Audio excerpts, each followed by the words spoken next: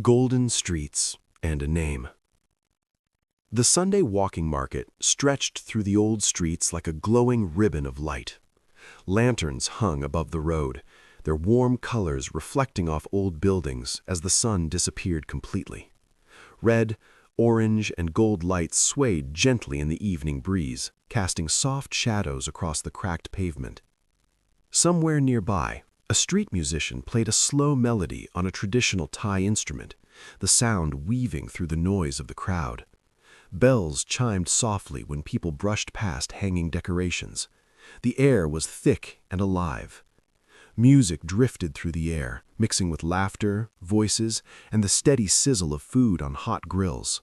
Stalls lined both sides of the street, filled with clothes, souvenirs, handmade jewelry, paintings, and endless options for food. Steam rose from woks, carrying the scent of garlic, basil, chili, and caramelized sugar. Leo walked slowly through the crowd, letting the evening carry him forward. He didn't rush. There was no reason to. For the first time in a long while, time felt loose, almost irrelevant. He had seen Thai markets before, on screens, in travel videos, but this felt different. The smells were richer, sweeter. Grilled meat, chili, sugar, ripe fruit. The ground was uneven beneath his feet, warm from the heat of the day. People brushed past him, relaxed and smiling, unbothered by time. Tourists and locals moved together, eating, talking, enjoying the night. For once, the noise didn't overwhelm him. It wrapped around him instead, like a living thing. He liked it. He stopped in front of a food stall, scanning the menu, watching the vendor move with fast, practiced motions. Flames flared briefly as food hit the pan.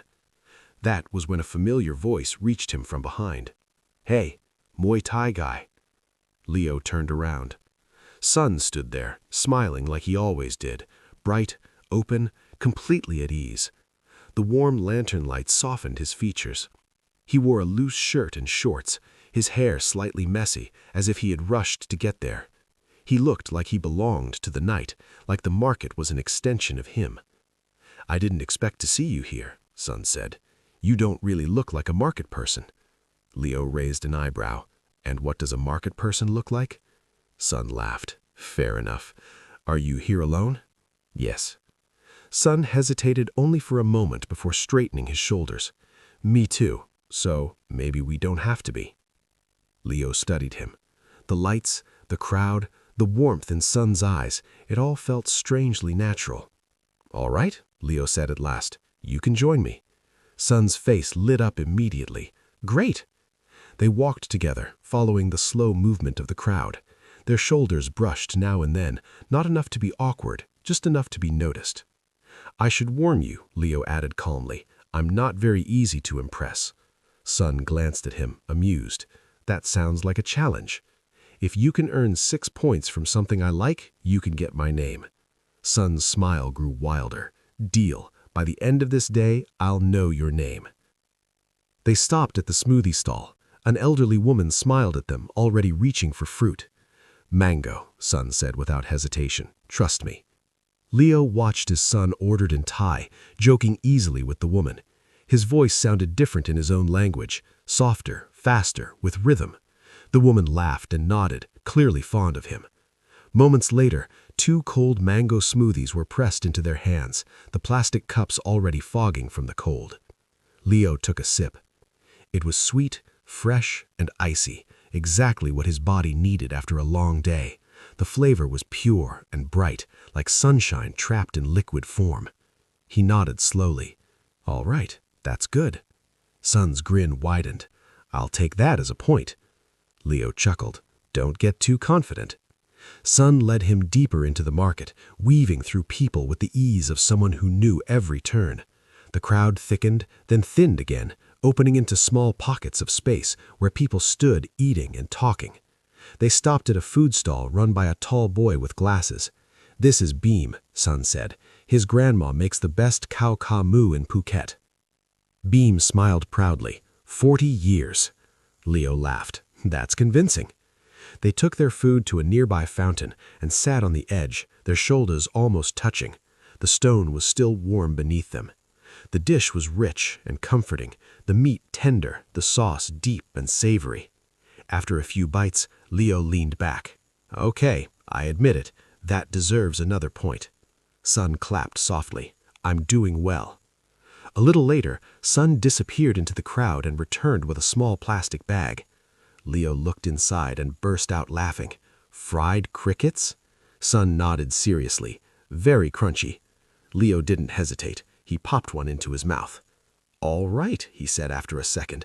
"That's unfairly good."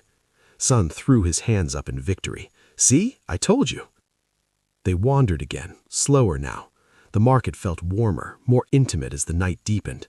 Lanterns glowed brighter against the dark sky, and the sounds softened, blending into a steady hum. Sun suddenly stopped at a souvenir stall. "Wait here." Leo watched him move through the crowd, confident and light on his feet. When Sun returned, he handed Leo a small paper bag. Inside was a tiny ceramic elephant, painted gold and red, its trunk raised. Leo stared at it for a moment. "It's perfect," he said quietly. Sun shrugged, smiling. "I thought it suited you." Leo looked at him. "That's definitely a point." Sun's smile softened. "Have you ever ridden a scooter in Thailand?" Sun asked suddenly. Leo shook his head. "Never." Sun's eyes sparkled. "Then come with me." Minutes later, Leo was sitting behind Sun on a scratched yellow scooter, arms wrapped tightly around his waist. At first, his heart raced. The engine vibrated beneath them, alive and loud. Then the fear faded. The warm air rushed past them, carrying the scent of salt and night flowers. Streetlights blurred together as they moved through the dark. When they stopped at the beach, the sound of the waves greeted them. Leo realized he didn't want to let go. Sun turned around. "So?" Leo exhaled slowly. "That counts."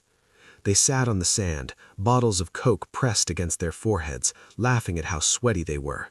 The sand was cool now, grounding. Sun played music from his phone, soft and rhythmic, blending with the sound of the waves. "Dance with me," he said. Leo hesitated only a second before standing up. They danced badly and freely, laughing until their sides hurt. When they collapsed back onto the sand, breathless, the night felt endless, suspended between sea and sky. Sun turned his head towards him. "I think I've earned it."